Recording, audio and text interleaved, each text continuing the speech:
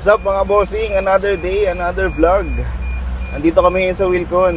Kaya sinabi nyo po, Sige. may bibili lang po kami ng dagdag na materyales. Papunta po si Pat. Ngayon may iwan po ako dito sa parking kasi mandala po kami mga jackhammer Baka sa likod, mawala, baka mawala. Kaya standby muna po ako sa sasakyan.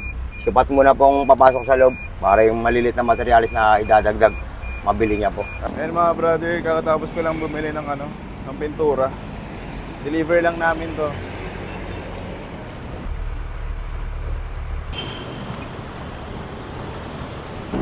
Ito lang yung nabili ko na na Jaryo. Medyo maliit.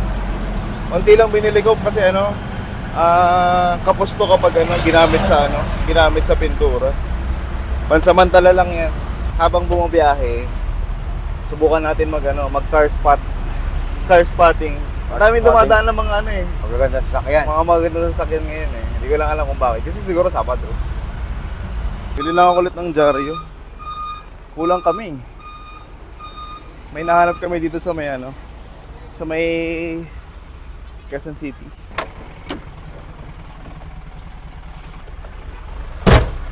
Ito mas malalaki. Yung mga ginagamit usually sa mga sa pintura. Hindi katulad. Pwede naman to. Kaso nga lang kakapusin kasi yan eh. So, ayan. Ganda nitong bahay, pulido yung gawa. Or apartment yata. Pagkasama ko si Kuya Jess, tulad nito, kapag bumabiyahe kami, hindi ko alam kung saan siya dumadaan. Hindi po kami dumadaan sa mga national road.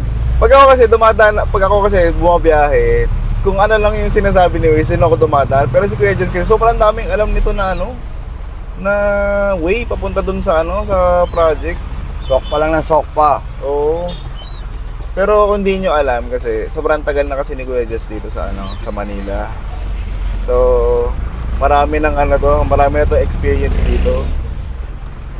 Pero bago mapunta sa amin si Kuya Jess, marami na rin siya ibang ginagawa na trabaho. Ano na ba mga nasubukan mo dati na trabaho, Kuya Jess? Jeepney driver. Jeepney driver, tapos Taxi driver. kaya naman pala. Maliliit pa kasi sila.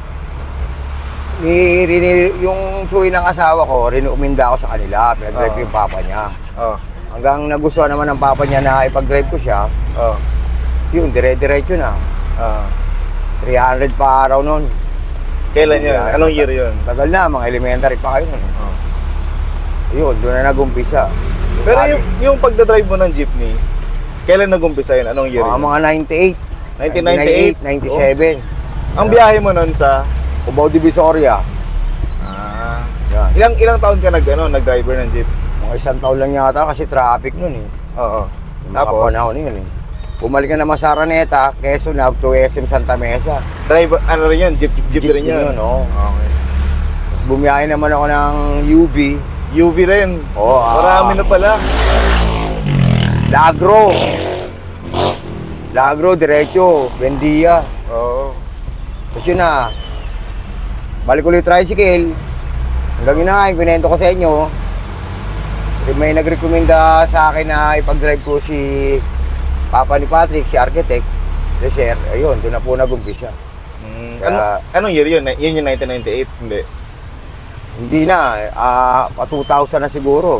Okay. 2000 na, gano'n. Pero sobrang tagal mo na sa amin eh, no? Matagal na. Bata pa kami. Oo. Bata pa kami, nandiyan na si Kuya Jess. Nag-aaral pa lang sila nung sa Angelico. Oo. Yung sa pagka-taxi mo dati, ilang taon ka? Saglit lang din naman. Mahirap kasi dun eh. Bakit? Yung boundary malaki. Oo.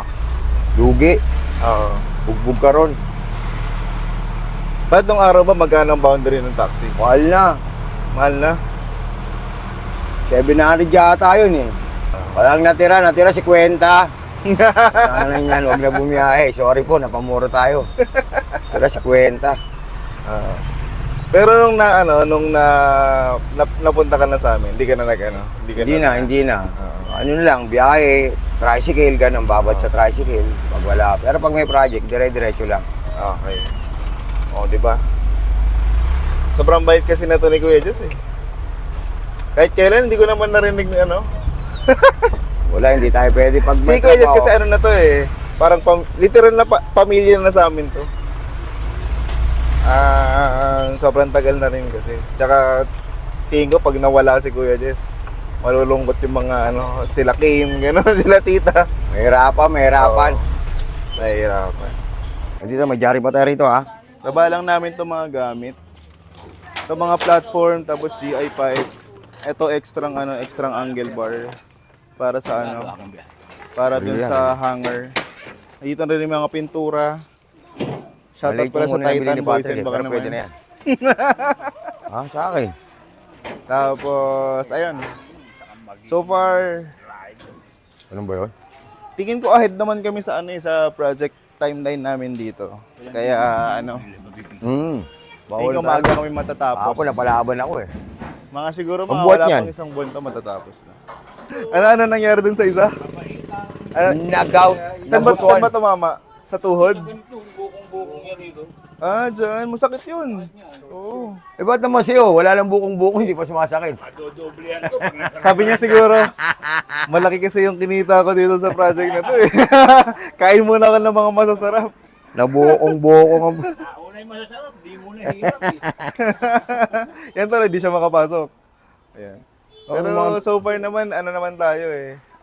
Ahead naman tayo sa timeline natin eh. Tapos na kami sa unang site. Punta naman kami sa Tayuman. Yung progress dito, sobrang okay kasi ahead kami sa time frame namin. Tapos yung gawa nila nila Kuya Alvin, sobrang linis. So sana halos lahat ng mga nakukuha natin mga tao ganito tumira, no? Oo, yung may malasakit. Oo, pulidong-pulido. Oo. Hindi ko lang muna pinapakita sa inyo kasi mas maganda yung mas maganda yung reveal. Para bawat video, hindi naman yung parang araw-araw pinapakita ko sa inyo. Nakakasawa yun sa ganda ng build ng BM, oh. Buksan na natin to. Merry Christmas! Ano kaya to? Daran! Tingin mo ano to kayo, Jess? Hula ka. Ha? Wall clock. Wall clock ano ba? Yun lang, hindi lang pwede yung picture frame yan. Wall clock siguro. Ako tingin ko brief to.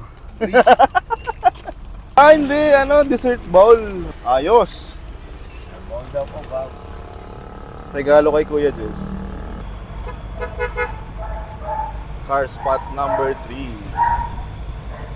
Ito, solid pagkain dito. Oh. Kalderetang kambing. Kalderetang kambing din. Alcara. Sa may Scout Alcaraz. Pero talaga ng pagkain dito saan? Sa Alcaraz. Yung kambingan. Sa Pandos. Pandos ba? Fernandos. Pandos na kalagay. Pandos. Kung gusto yung kumain na masarap sa malapit sa Dituason tsaka Banawe. O, nagigitnaan. Dito lang kayo sa basta sa may Scout Alcaraz lang. Yan, Pandos. Matutod ba yan? Matutod District, Alcaraz. Sarap dyan. Kahit na medyo pricey yung nila, yung mga ulam nila. Pero Panalo di ka- naman. Panalo naman. Literal na babalik-balik ka. Ito, ganda ng car spot dito. Oh. Isang wide body na na 86. Ito, solid. Pogi. Tapos meron pang GTR dito sa left side. Kakaroon din tayo niyan, promise. Tapos meron pang BRZ dun sa likod. Ito, sobrang solid ng lineup po. GR ulit. Puro mga Hilux kasi gawa nila dito eh, kila TSA. Isa rin sa gumawa ng namin eh, ng Hilux namin. Boss William, what's up? Salamat. Salamat.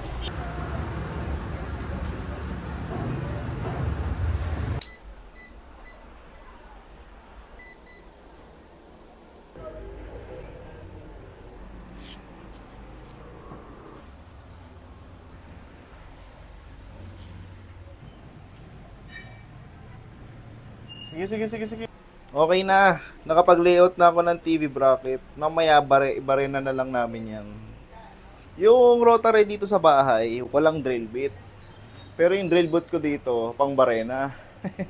Yung drill bit kasi ng ng rotary, yung may angkla dito sa puwet niya.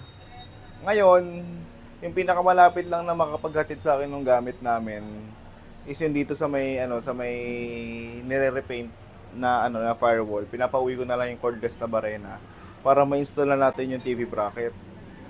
Ito kasi, yan pinapaluwag kasi namin yung living area namin. Diyan natin siya kakabit. Yan.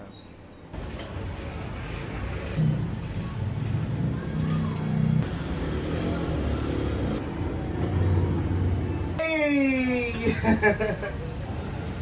Tapos na kami mag-install ng TV bracket. Medyo ginabi na kasi wala yung gamit. Pinahatid ko pa. Naglilinis na lang si Kane.